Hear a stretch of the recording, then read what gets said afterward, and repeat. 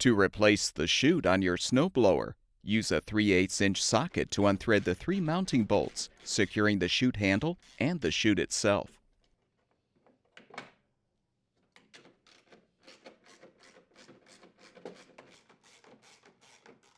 Remove the assembly and detach the handle.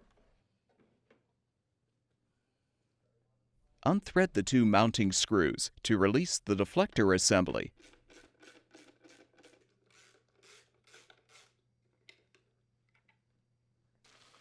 Prepare the new chute for installation by aligning the deflector assembly and threading the screws.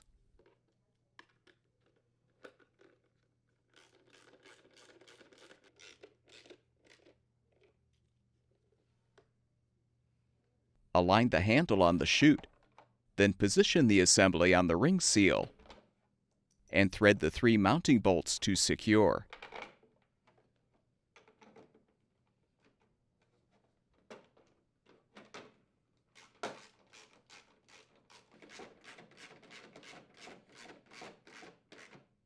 Your snowblower should now be ready for use.